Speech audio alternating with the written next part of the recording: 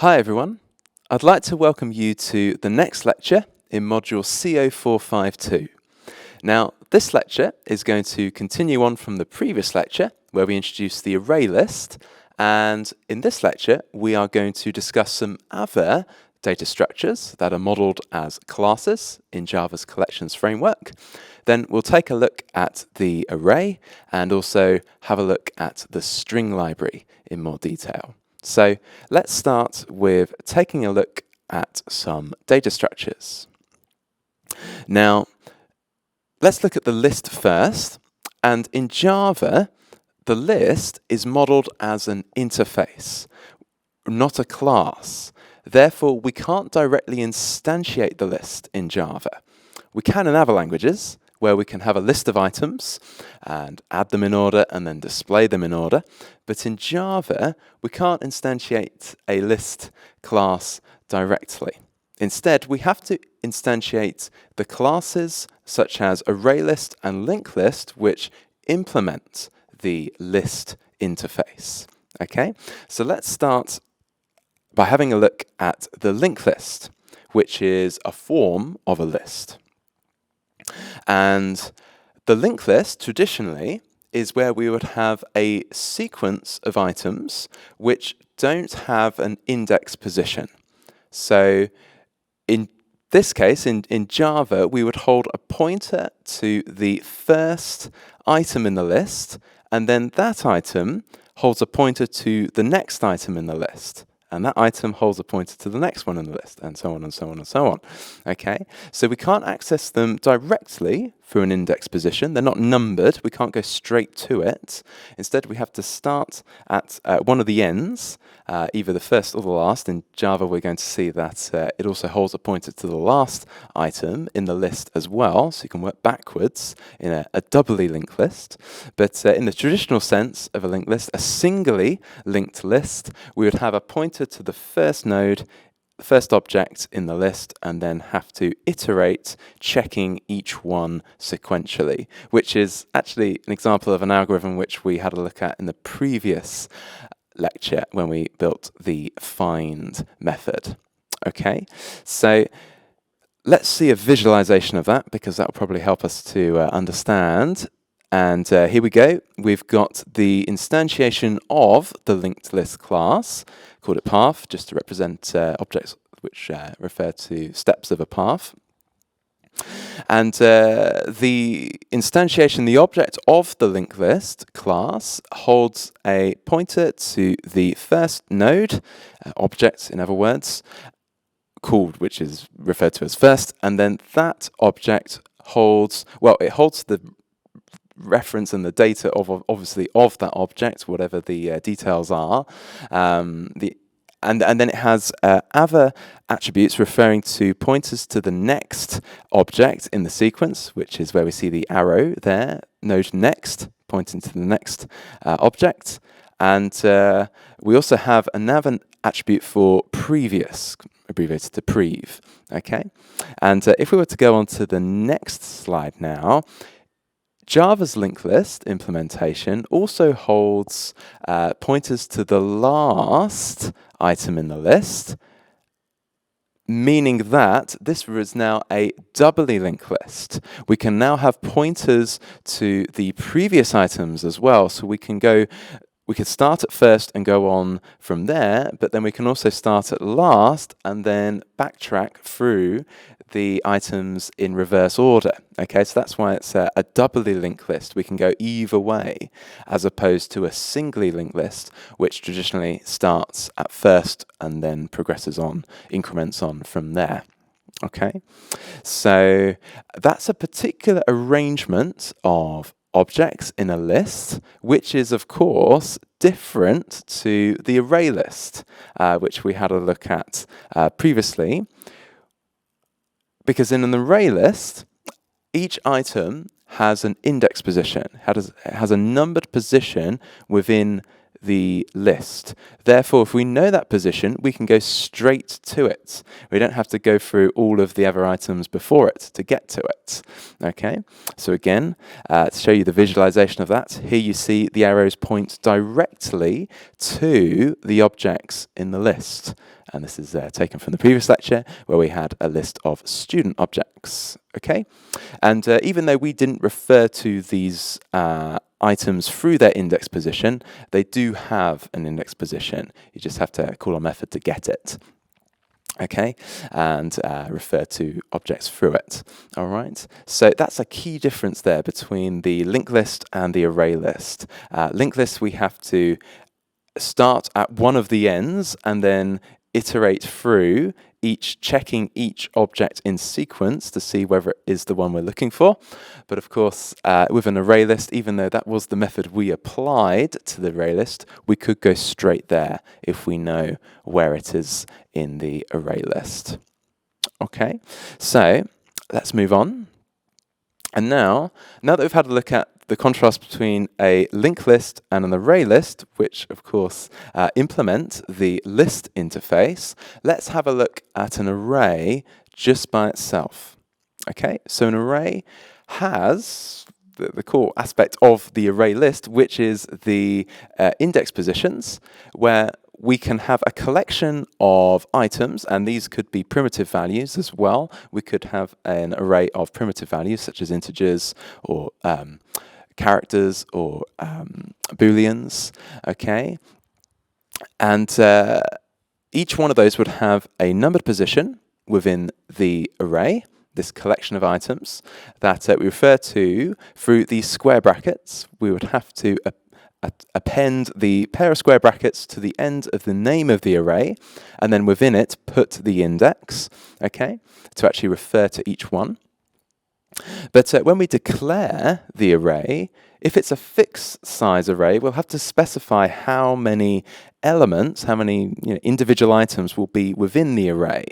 Now that's in the case of a fixed size array, which is different to the flexible sized collections, which the array list and the linked list would be. We can just keep adding items. There's no upper limit to them.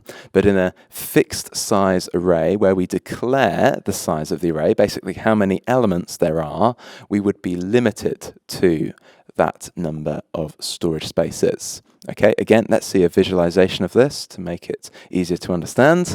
Here we go. On the left-hand side there, we've just got 3 standard integer variables. And as we know, integer variables hold one value at a time. We can assign one value to each integer variable. But on the right-hand side, we've got an array of marks, and you'll see the syntax there with the square brackets after the type. And it uses the keyword new as well because it has to get more memory, has to know how much memory to allocate for. And in this case, it will be 8 times the size of an integer, which I think is probably in the region of 4 bytes or so. Maybe it's 8 bytes. It's one of the two.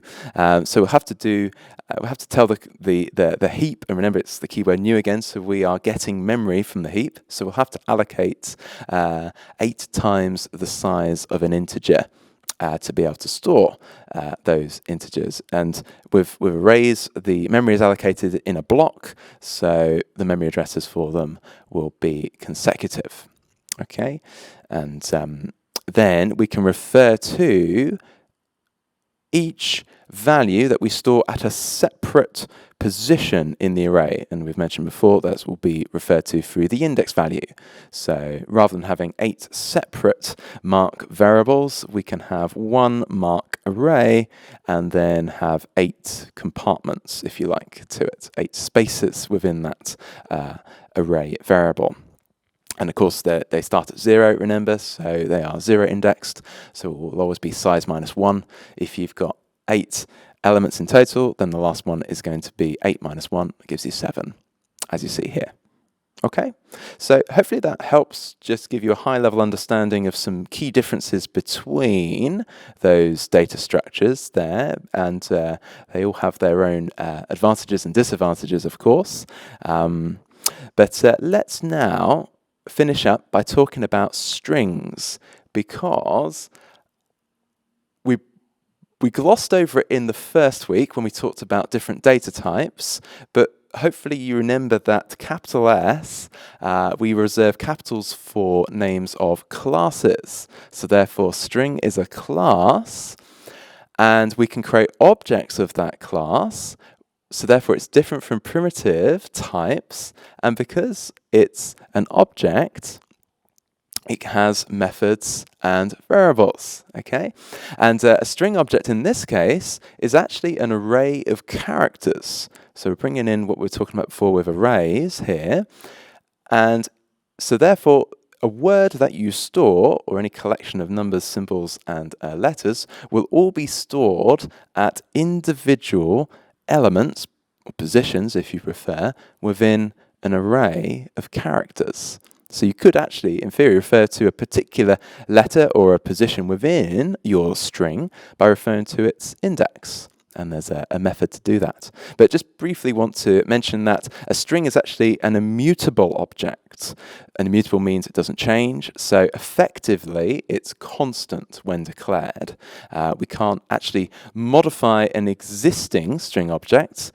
We can actually overwrite by overwriting, we actually create a new string object and just refer to the new one rather than the old one. We don't actually change the old one, we refer to the new one. Okay, so essentially we just replace the memory address, which is pointed to, okay, by actually attempting to overwrite the value of a string. Okay, but just remember that, and let's go on to have a look at the charAt method.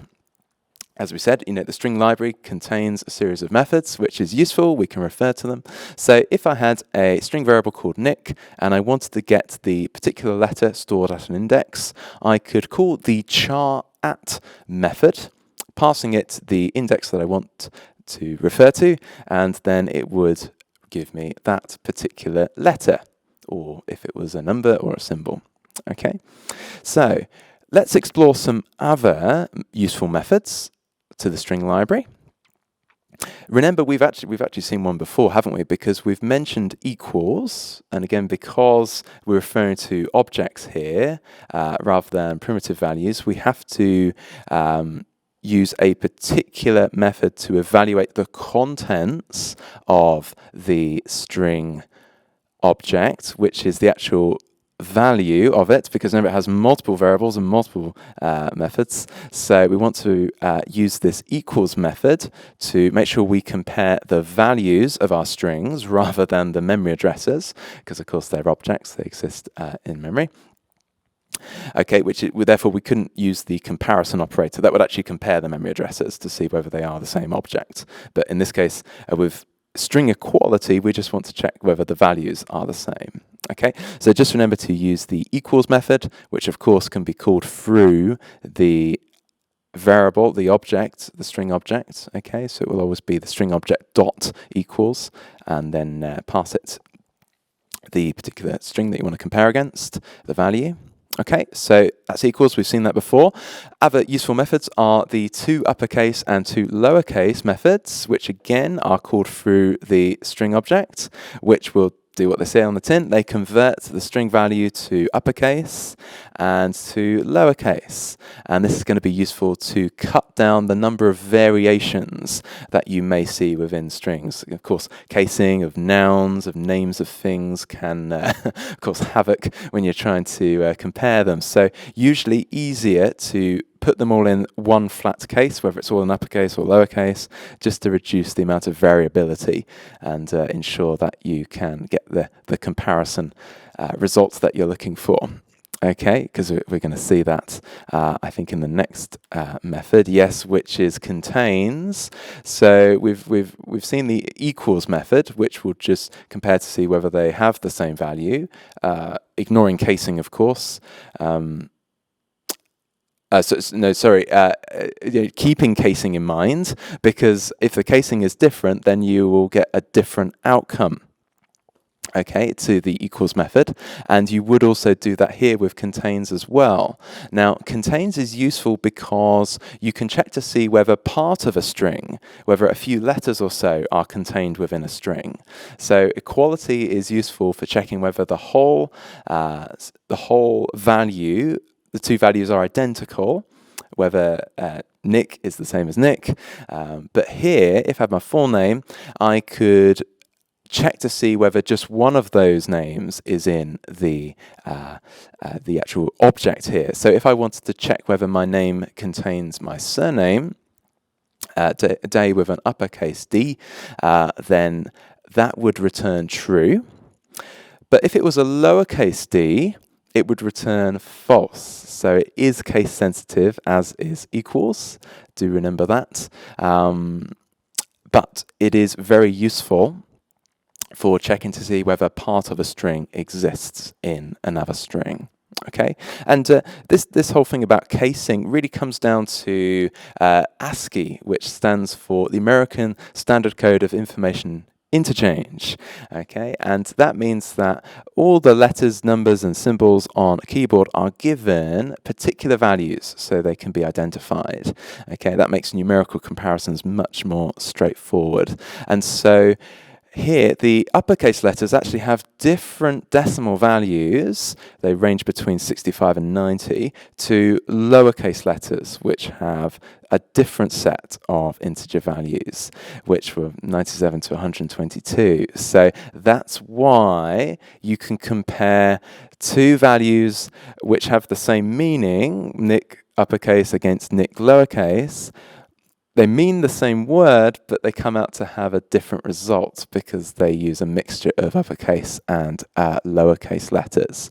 Okay, so might be more useful to convert to either uppercase or lowercase to remove that problem. Okay, so covered that. Let's finish up now and just point towards some more useful string methods. Don't want to cover all of them, but you can find more of them at the string documentation on Oracle. Got a link to it there, and there's some useful ones here you might want to have a look at, such as the index of, that just returns the index. You can compare them, you can join them, you can get the length of the string, so how many individual characters make up the string. You can split the strings as well into different strings, so that's quite useful for dividing up a sentence into a series of words, and you can also trim and do other forms of string manipulation. Okay, so let's finish up here. I hope that was useful, and I will see you in the next lecture.